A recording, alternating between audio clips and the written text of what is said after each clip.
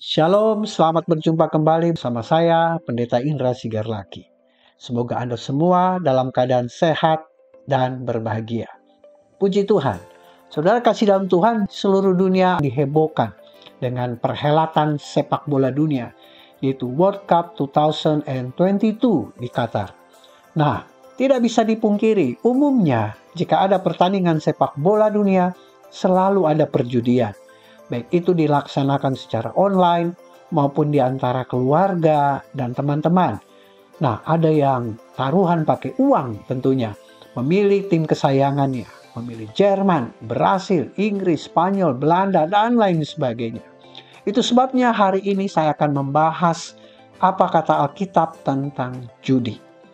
Sebelum saya menjelaskannya, saudara yang belum subscribe channel ini, tolong klik tombol subscribe-nya, klik tombol like, dan bagikan ke grup-grup WA atau medsos saudara. Terima kasih. Nah, menurut Kamus Besar Bahasa Indonesia, judi adalah permainan dengan memakai uang atau barang berharga sebagai taruhan. Berjudi berarti mempertaruhkan sejumlah uang atau harta dalam permainan tebakan berdasarkan kebetulan. Nah, pemerintah Indonesia melarang perjudian karena merupakan tindakan pidana. Saudara bisa masuk penjara jika ketahuan bermain judi. Apa pandangan Alkitab tentang judi? Kata judi itu sendiri tidak ada dalam Alkitab.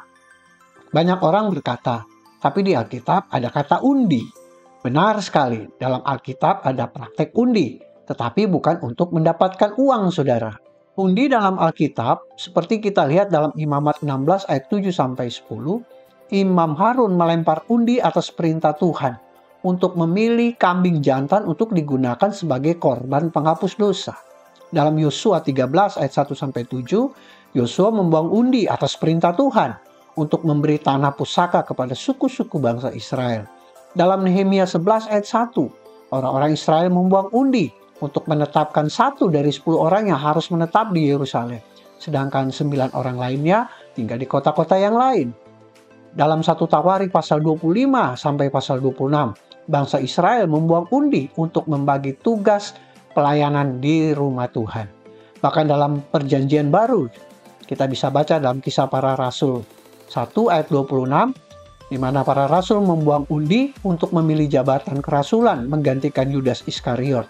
Ada 2 orang di sana yang harus diundi, yaitu Matias dan Yustus.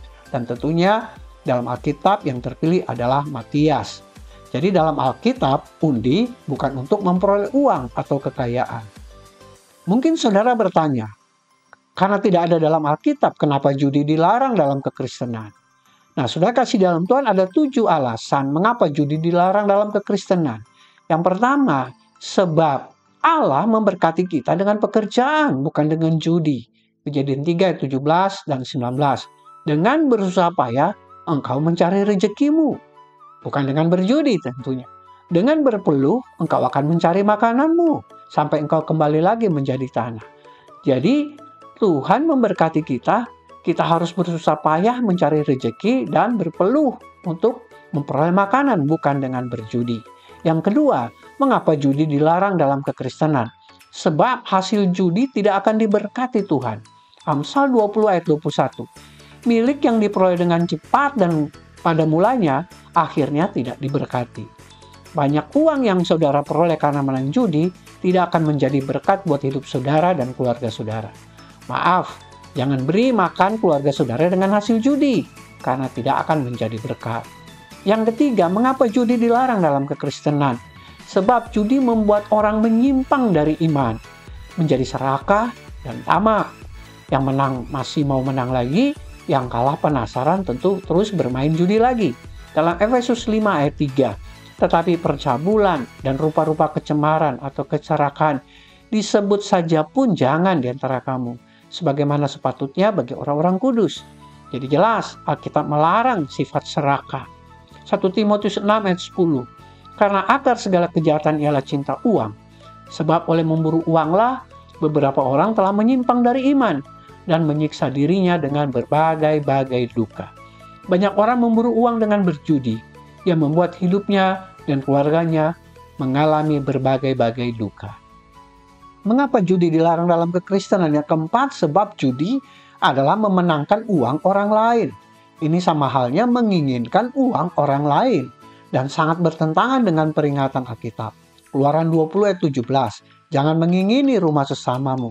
Jangan mengingini istrinya atau hambanya laki-laki atau hambanya perempuan atau lembunya atau keledainya atau apapun yang dipunyai sesamamu, termasuk uang tentunya. Jadi jelas menginginkan uang orang lain adalah larangan Tuhan. Yang kelima, mengapa judi dilarang dalam kekristenan? Sebab para penjudi punya tujuan yang egois, yaitu menang di atas kekalahan orang lain, senang di atas penderitaan orang lain. 1 Korintus 10 ayat 24, terjemahan firman Allah yang hidup. Janganlah hanya memikirkan diri sendiri, pikirkanlah juga orang lain dan apa yang baik baginya. Tentunya kalau kita mengingini atau ingin memperoleh uang orang lain dengan cara berjudi, tentu tidak baik buat orang lain. Mengapa judi dilarang dalam kekristenan? Yang keenam, sebab judi adalah perbuatan sia-sia. Pengkhotbah 5 ayat 10, siapa mencintai uang tidak akan puas dengan uang, dan siapa mencintai kekayaan tidak akan puas dengan penghasilannya. Ini pun sia-sia. Yang ketujuh, yang terakhir, mengapa judi dilarang dalam kekristenan? Sebab harapan menang judi adalah harapan orang fasik yang mendatangkan murka Allah. Amsal 11 ayat 23. Keinginan orang benar mendatangkan bahagia semata-mata. Harapan orang fasik mendatangkan murka. Demikian devotion dari saya. Jangan lupa subscribe, share, dan like. Tuhan Yesus memberkati. Shalom.